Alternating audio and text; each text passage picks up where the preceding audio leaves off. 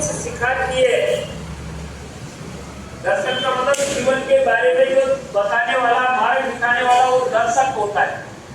तो प्रथम गुरु तो हमारी माँ है, लेकिन आज के कलयुग में उस माँ की तो कैसी गति है। माँ ने कहा बेटा इधर आना, नहीं नहीं मैं नहीं जाऊंगा, बेटा बैठ के पढ़ ले, मैं नहीं पढ़ूंगा। विद्या मंदिर वाले कहते हैं रोज प्रणाम करना।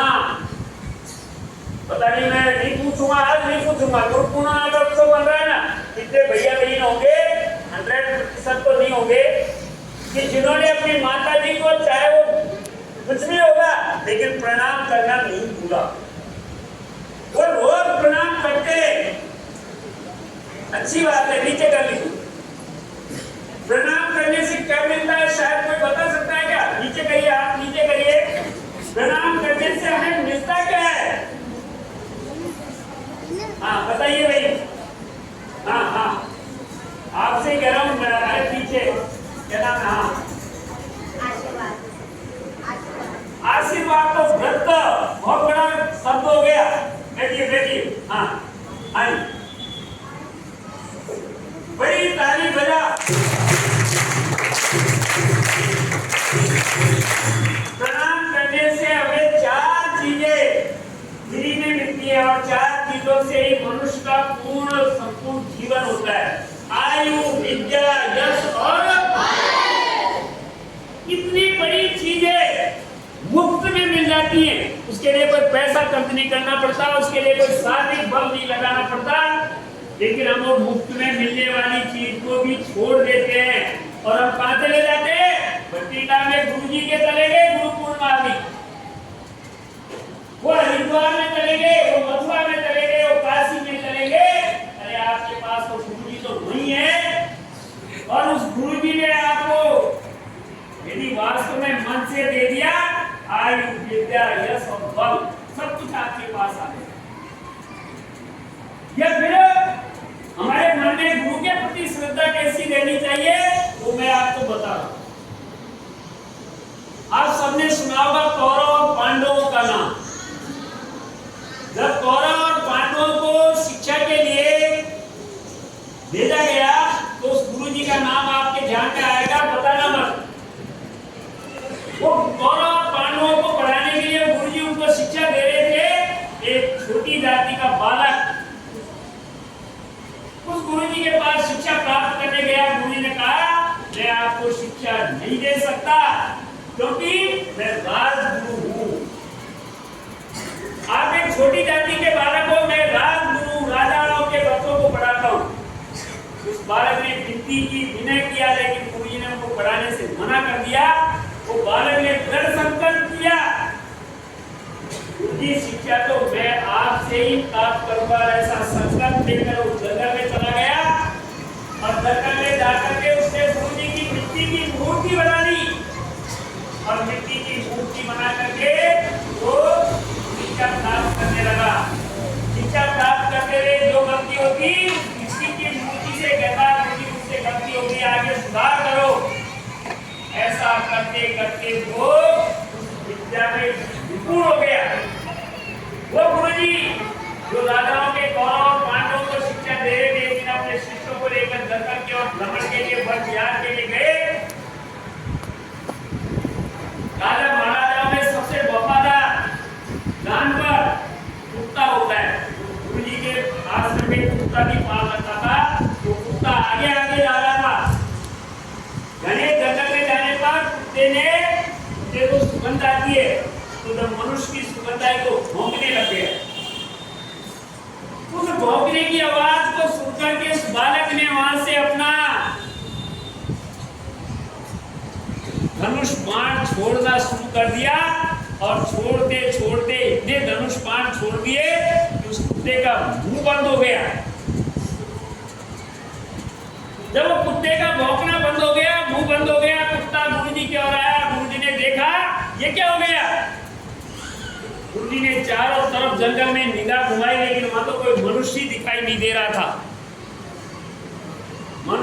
गुरुजी भी अचंभे में पड़ गए, ये हुआ क्या। गुरुजी ने कुत्ता आगे आगे, गुरुजी पीछे पीछे। कुत्ता चलते चलते चलते वो वहां पहुंच गया जब उस बालक ने धनुष तोड़ के भूकंप किया था, जब गुरुजी ने उस बालक को देखा तो गुरुजी ने कहा आप कौन? बालक ने कहा मैं आपका शिष्य। ऐसे कहते ही तो गुरुजी की मिट्टी खिसक गई। मेरा शिष्य मरवाएगा क्या? मैं तो राजा महाराजाओं के बालकों को पढ़ाता हूं, मैं तेरे को क्यों पढ़ाऊंगा? लेकिन गुरुजी भी समझ गए ये कोई सामान्य शिष्य नहीं है, ये चमत्कार है। गुरुजी ने कहा कि आप मेरे शिष्य हैं। हाँ, मैं आपका ही शिष्य। जब आप मेरे शिष्य हैं तो आपको तो गुरु दक्षिणा के लिए मैं आया हूं, आपको गुरु दक्षिणा देनी पड़ेगी। बालक ने कहा निश्चित गुरु दक्षिणा दूंगा गुरुजी, आप जो चाहेंगे वो मैं दूंगा। वो धनुर्विद्या जिसको गुरुजी ने पहले आशीर्वाद दे रखा था, तुमको धरती पे तेरे से बड़ा कोई धनुर्धर होगा ही नहीं, लेकिन वो बालक तो अर्जुन से आगे निकल गया था। तो गुरुजी ने सोचा कि मेरी बात तो खराब हो जाएगी, इसलिए गुरुजी ने उस बालक से कहा कि आपके दाहिने हाथ का अंगूठा मुझे गुरु दक्षिणा में चाहिए, क्योंकि जब दाहिने हाथ का अंगूठा दे देगा तो धनुष पर साफ करा ही नहीं पाएगा। लेकिन उस बालक ने आओ देखा, ताव देखा, आगे देखा, पीछे देखा, अपने दाहिने हाथ का अंगूठा काट करके गुरुजी की झोली में डाल दिया और उनके श्री चरणों में गिर गए। गुरुजी ने उस बालक को उठाया और अपने सीने से लगा करके अश्रुधारा गुरु और शिष्य के आंखों से धरे की। गुरुजी तो समझ गए कि मैंने क्या किया। इस बालक की श्रद्धा, इस बालक का भाव आज कहां ले गया। हमें गुरु के प्रति गुरु बनाना है, गुरु के प्रति श्रद्धा रखनी है तो ऐसी रखनी। ध्यान रहे गुरुजी का नाम क्या था बता दीजिए आप तो वैसे। और उस बालक का नाम क्या था? तो हमें इस गुरु पूर्णिमा के उत्सव का महत्व, इस गुरु पूर्णिमा को मनाने का महत्व, हमारे गुरुजियों के पास जाने का महत्व, हमारे घर में भी चर्चा करना, हमें भी संकल्प लेना। यदि हमें गुरु बनाना है या गुरु के प्रति श्रद्धा रखनी है तो हमें भी एक भक्त जैसा बनना है। ऐसा नहीं, ऐसा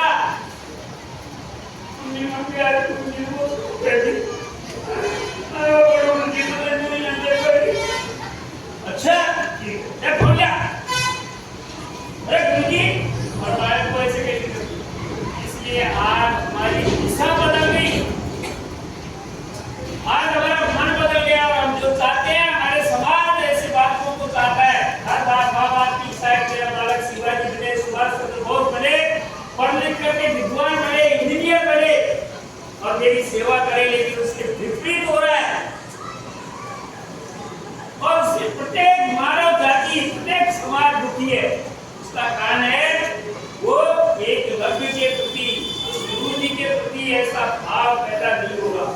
इसलिए प्रथम गुरु हमारी माँ है और उसके बाद में भी आप गुरु जो आपके जीवन दर्शन कराने वाला है, अर्थात अच्छे का बुरे का लाभ हानि सब कुछ दिखाने वाला, मार्ग दिखाने वाला वो गुरु है।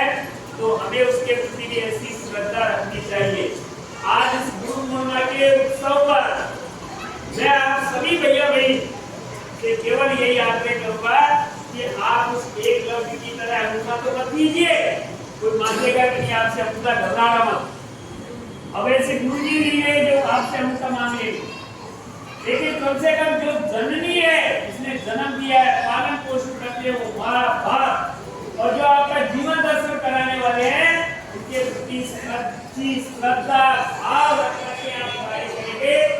दुनिया की कोई ताकत नहीं जो आपको आगे बढ़ने से रोक दे।